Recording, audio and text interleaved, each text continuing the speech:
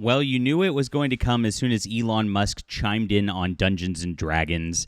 The tabletop gaming industry, the experts in there, the people who make grifty existences off of their identities while ruining almost every game out there at this point in the mainstream industry, are all chiming in, and they are big mad about what Elon said the other day. We'll get into both situations, both what he said and what the people are saying in just a moment. Smash that like and subscribe button. Join us here as we talk about all things gaming and culture. We are going to save the culture from these weirdos, which is easier now that they're all on Blue Sky, cordoned off, not interacting with actual real people anymore. They're going to be diminishing in their influence in their bubble. 2024 is really the start of something big and different. It's a big change, and I'm so excited to be at the forefront of this with you guys and glad to have you as the best community out there. So thank you for being here.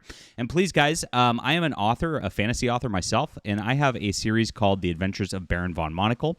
It is on Amazon right now. It's a 6-book series, heavily influenced by role-playing sort of stuff. It's actually, I'd say more Final Fantasy, because I loved playing the 2D sprite games where you get your little adventure party, you get on your airship, and you go and adventure and fight some monsters. And that's really what the heart of this whole story is about. And it gets really, really crazy as it gets into the books 3, 4, 5, and 6. You're absolutely going to love it. Get in on the whole series. It's on ebook, print, and audio. It's in the description below. And thank you guys so much for making us a multi-time #1 bestseller with this. This book series just keeps on going. And it's all because of viewers like you enjoying it. So thank you so much again.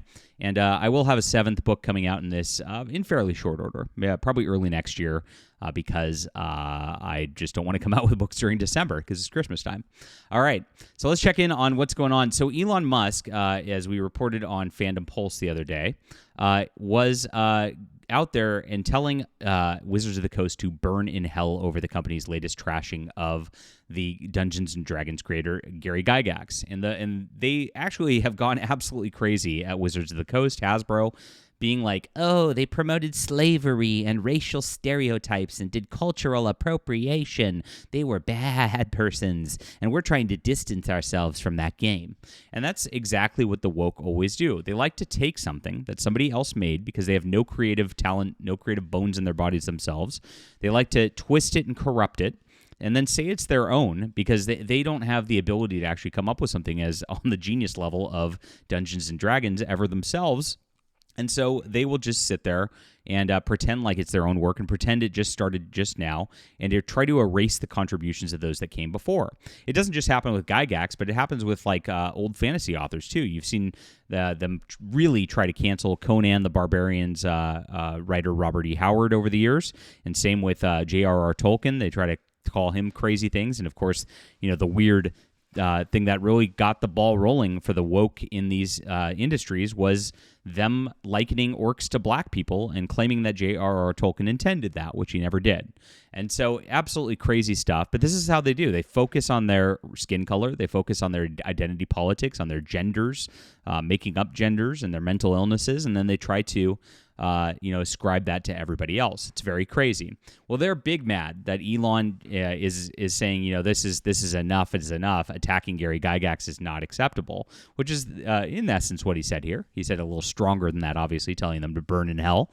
And honestly, Hasbro and Wizards of the Coast does deserve to burn in hell. They're the worst of the worst. Now, industry people are reacting to it. This is a grifter called Panzer Lion who calls himself POC Gamer, which is BIPOC, person of color. And he's made an entire industry out of being a freelance tabletop RPG writer and critic. And, oh, look, black. Yeah, it's like, imagine if somebody just put freelance tabletop RPG writer, critic, white. They'd get fired so fast, they would never work again. But because somebody's black, they can put black as if it's like a credential in their profile. It's very, very crazy. But this is what they do. So he's been working on a lot of stuff over the years, including some Dungeons & Dragons stuff, Pathfinder, and he has made a whole grifting career off of this. Well, he's very, very mad at Elon. He says, never afraid to have a bad opinion or support shit takes. Musk has decided to dip his toes into D&D and defending known and self-avowed bioessentialist Gary Gygax. Known and self-avowed bioessentialist Gary. This is quite the word salad here. I have no idea what he even means. Because recognizing sexism and racism as problems is, checks notes, bad in his eyes. Oh, please clap. You are so virtuous, Panzer Lion. Well, I mean, this is absolutely crazy stuff, and Elon's got a great take because we're sick of people like you grifting off of race all the time. You are actually the racists in the industry at this juncture. Nobody's bothering you. You can go do your thing all you want, and it's obnoxious that you try to just lecture us full time and, of course, attack people like Gary Gygax, who you wouldn't have a career if Gary Gygax didn't exist. You should absolutely be just like worshiping the ground he walks on, Mr. POC Gamer. Let's be honest. Oh my gosh. It doesn't stop there, though. There's more. We got Elon Musk tweeted about D&D and Gary Gygax being a genius. So RIP literally everyone who works in TTRPG social media or community. Well, yeah, community managers and all that have been pushing a lot on all this stuff, and these are more people that are within the industry that are out there. Crystal Frazier, another one, that looks like a dude pretending to be a chick. Amazon Chic, yes. Elon Musk is 100% that guy you invite to your D&D game out of pity, who then sexually harasses the GM, threatens to fist fight you, and then tell him not to come back, then cries when you step up to fight. Well, very, very weird stuff here. And this is the weird thing that they've been trying to turn D&D into. It used to be a game where you'd roll some dice and you'd like kill some orcs and some dragons and stuff, or you'd get killed, right? There was they don't have danger anymore because the safe space, you can't actually have danger to your characters anymore. That's another story. But these people increasingly want to put like relationship scenarios into things and sexual scenarios into things. I've never been in a Dungeons and Dragons game where that's ever been the case because it's just weird. Like why would you do that? But this is all these people think about full time, and this is why they corrupt these games and corrupt these systems. They are just absolutely sick people, and I just can't who's sexually harassing GMs? I've never seen that in my entire life. Bizarre, but again, this is the world they live in, and so they ascribe it to everybody else. Eric Scott to be is a SIFWA member. He was on their board, I believe, and is one of those serial science fiction and fantasy writers out there doing short fiction who really doesn't have that much success, and yet uses his clout across the industry to act like a clout goblin. And so here he goes. Elon Musk is not part of the gaming industry, and fascists like him are not welcome at our tables. I thought everyone was welcome at our tables, and gaming was for everyone. But you see how it is. These inclusivity and diversity types every single time are all about exclusivity and not diversity, right? He would clearly be that guy at the table, and no one needs that. Ugh.